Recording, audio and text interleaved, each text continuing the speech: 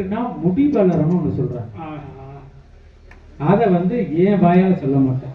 ஏன்னா அதை சொல்லி பிரச்சனையை எடுத்துக்க நான் விரும்பல. ஒரு 10 நாளா திருவிழா ஆரம்பிச்சதுல இருக்கு சொல்ல சொல்ல 2 பேரு கைய தட்டி தட்டி தட்டி பாக்குறாங்க.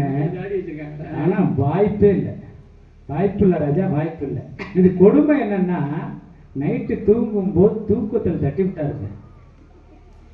ஏன்னா விடாம தட்டணும்னு சொல்லி விட்டாங்கன்னு தூக்கத்துல தட்டி வீட்டுக்காரமா பக்கத்துல கிளம்பி என்ன அடிச்சு கிளப்பி என்னன்னு கேட்டா, ஏங்க தூக்கத்துல கனவு கட்டிக்கிறா. அடையாப்பா தூக்கமே வரல, தூக்கம் இல்லாம 10 நாளா தவிக்கிறேன். ஒருத்தன் சொல்லி விட்டு போட்டான் கை தட்டினா முடி வளரும்னு. கோயிலையும் 10 நாளா தட்டுறேன், வீட்லயும் தூக்கத்துல அப்பப்ப கிளம்பி தட்டுறேன், இன்னும் வளர்ந்த பாடு இல்லை. ஆனா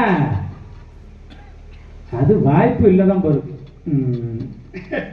ஆனா எல்லாரும் கை தட்டலாம். ஏன்னா இதெல்லாம் ஜோக்குன்னு நினைச்சு நீங்க தட்ட வேண்டாம். ஜோக்குன்னு நினைச்சு தட்டினாலும் பரவாயில்ல, ஏன்னா சிரிக்கணும் தைத கேட்டோம்னு சொன்னாரு. ஜோக்குன்னு நினைச்சு தட்டினாலும் இதெல்லாம் ஜோக்குன்னு சொல்றோம், நம்ம தலையெழுத்தேன்னு தட்டினாலும் பிரச்சனை இல்லை. கையை தட்டி வைங்க. கை தட்டுறது எதுக்குன்னு நான் சொல்லவேன், ஒண்ணும் இல்லை. தூக்கம் 10 நாளா திருவிழா நடந்துகிட்டு இருக்கு, 10 நாளா நெத்திரகண்ணு முடிக்கிறீங்க.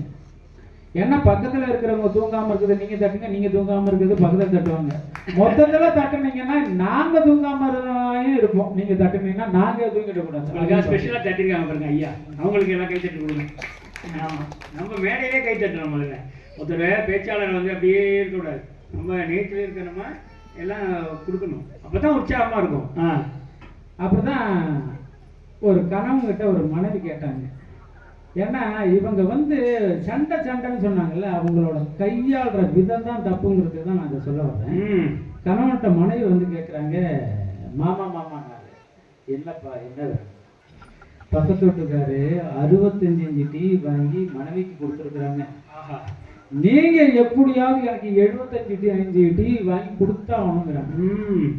இந்த புருஷன்கிட்ட கையில காசு இல்லை, உனக்கு வாங்கி கொடுக்க முடியாதுன்னா அவங்க நிலைமை திண்டாட்டம். ஆனா எங்க அணியில உள்ளவர் மாதிரி உள்ளவர் எப்படி அதை கையாளும் போது அந்த இடத்த குதூகலம் ஆக்குறாருன்னு பார்க்கணும்.